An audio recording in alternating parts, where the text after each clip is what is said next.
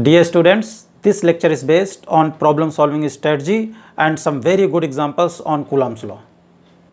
This lecture will be very helpful for IIT-JEE, medical and board exams. For concepts of Coulomb's law, you can watch my other video lecture given in description link.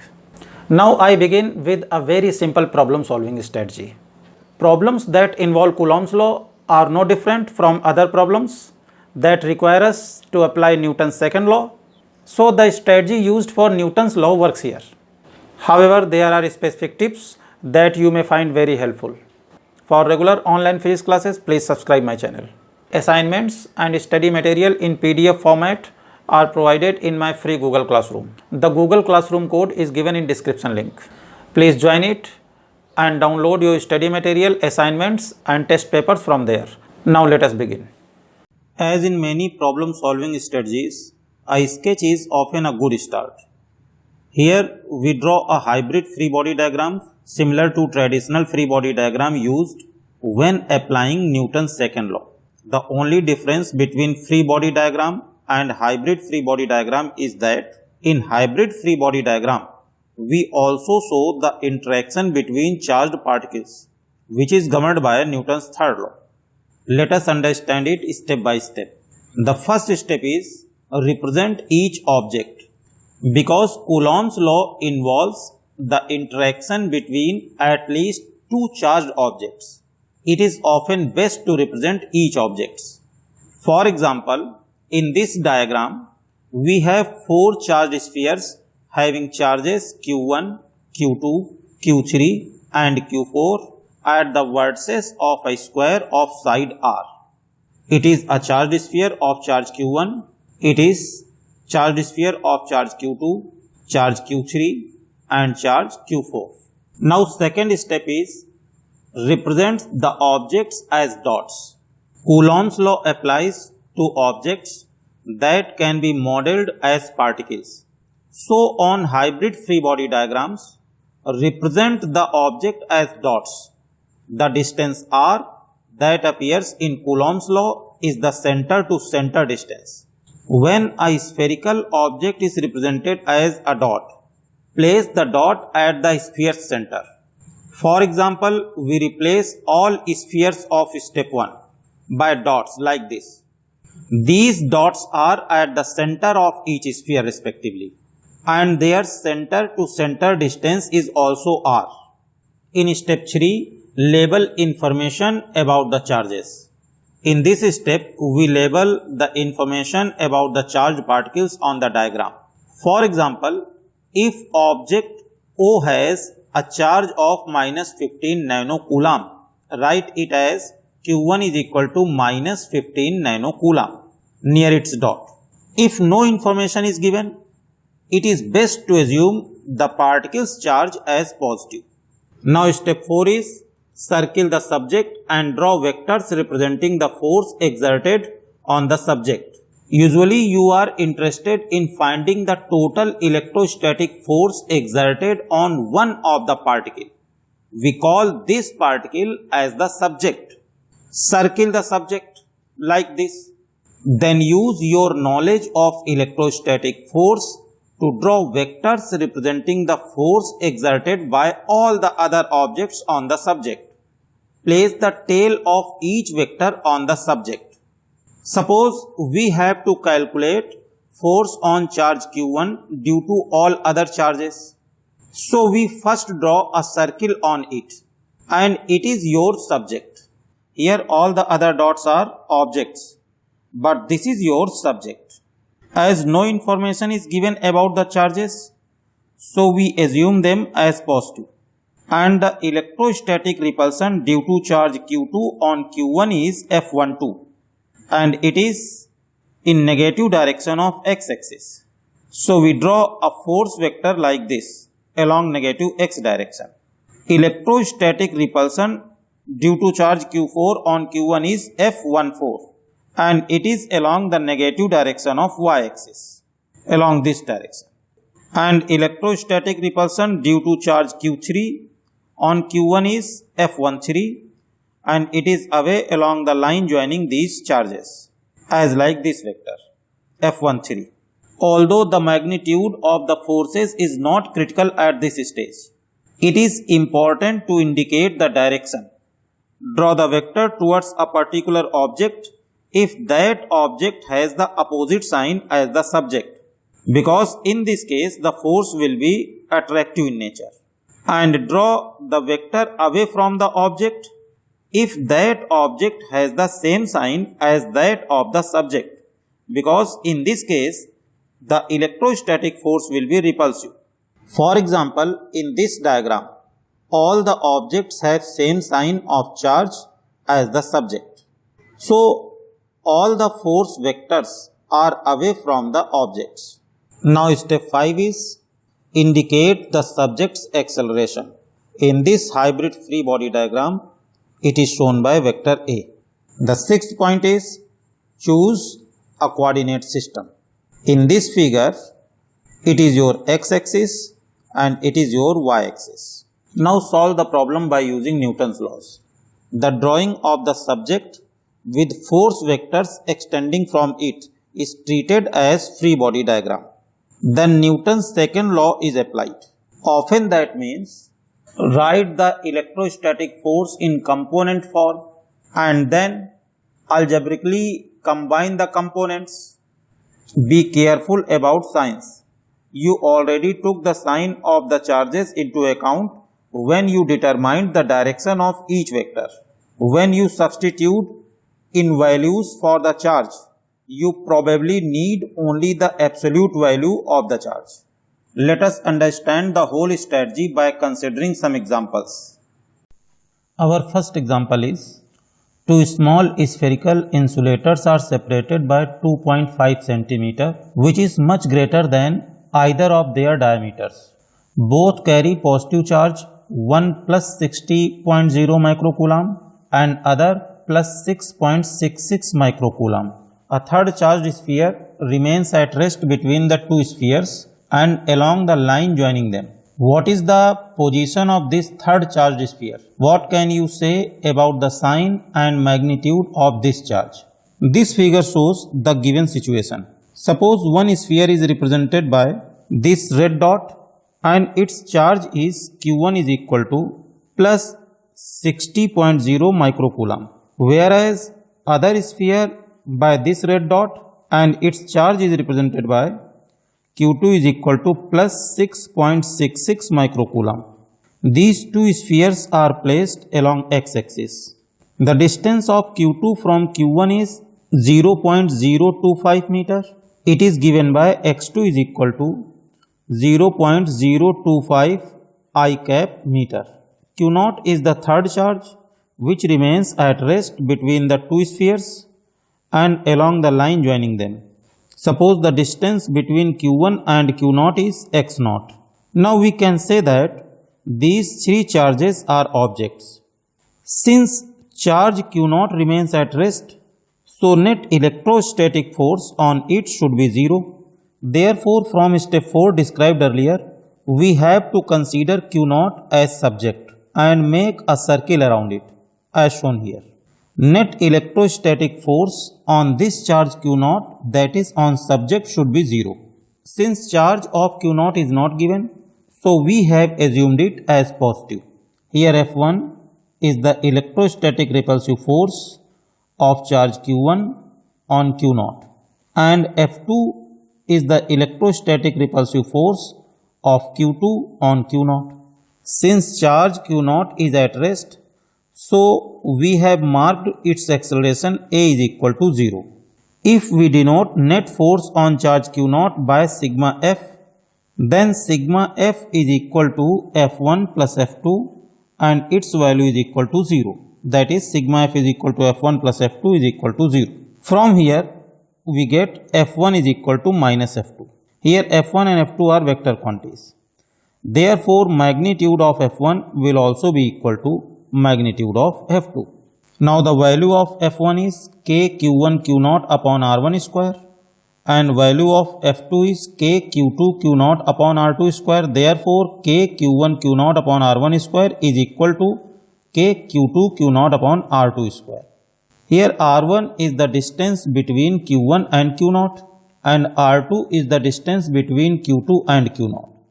Cancel Q0 and K from both sides, we get Q1 upon R1 square is equal to Q2 upon R2 square. Suppose it is your equation 1. Now from figure we have R1 is equal to X0. Therefore R2 will be equal to X2 minus X0. Substituting these values in equation 1, we get Q1 upon X0 square is equal to Q2 upon X2 minus X0 whole square. Suppose it is your equation 2. This equation can also be written as X2 minus X0 upon X0 whole square is equal to Q2 upon Q1, or X2 minus X0 upon X0 is equal to plus minus square root of Q2 upon Q1. It can also be written as X2 upon X0 minus 1 is equal to plus minus square root of Q2 upon Q1, or X2 upon X0 is equal to 1 plus square root of Q2 upon Q1. From here we get X0 is equal to X2 into 1 plus minus square root of Q2 upon Q1 to the power minus 1. Now substitute the values of Q2, Q1 and X2, we get X0 is equal to 0.025, it is the value of X2, into 1 plus minus square root of 6.66 microcoulomb upon 60 microcoulomb, it is value of Q1, whole power minus 1, or X0 is equal to 1.9 into 10 to power minus 2 meter. It is equal to 1.9 centimeter. According to our result, the subject is nearly 2 centimeter from sphere 1 and only half a centimeter from sphere 2.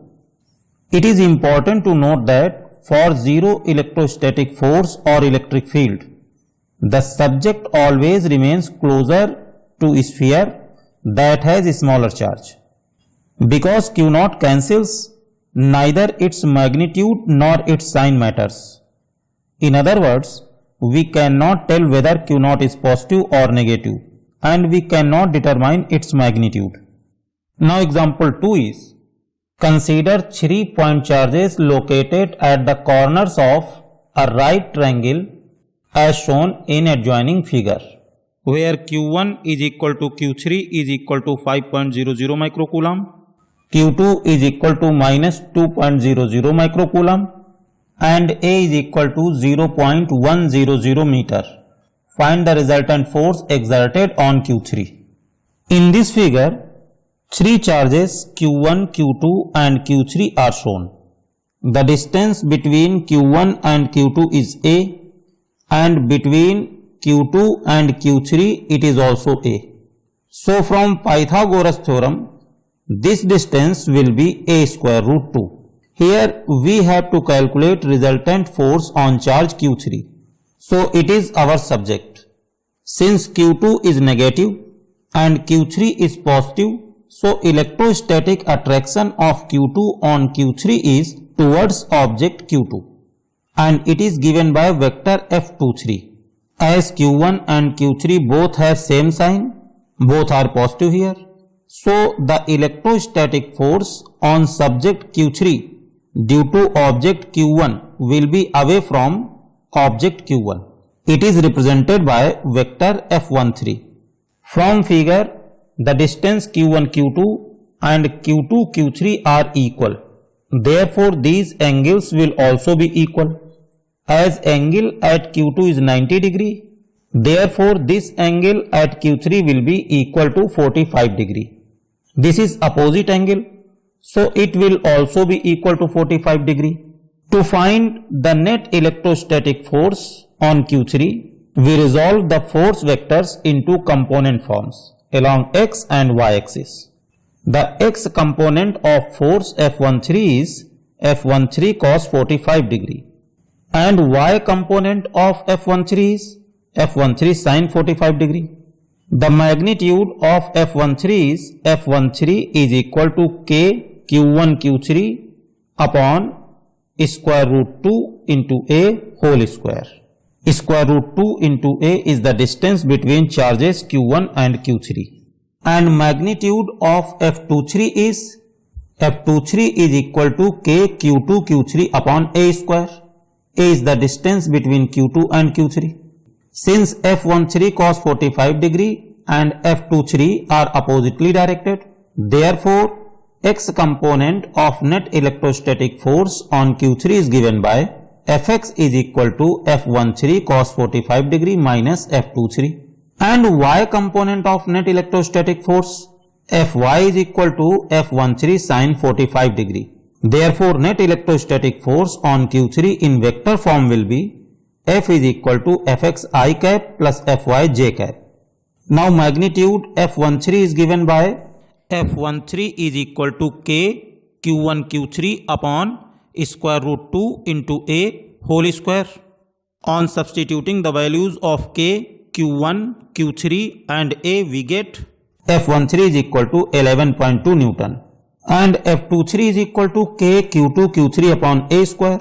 On substituting the value of K, Q2, Q3 and A, we get F23 is equal to 8.99 Newton.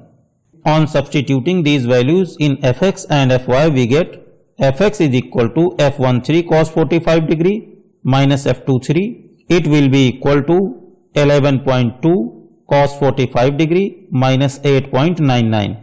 Now substituting the value of cos 45 degree here, we get Fx is equal to 7.94 minus 8.99. It will be equal to minus 1.04 Newton. Now Fy is equal to F13 sin 45. Substitute the value of F13 here and sin 45 degree. We get Fy is equal to 11.2 sin 45. Put the value of sin 45 degree. It is 1 upon square root 2. On substituting this value, we get Fy is equal to 7.94 Newton.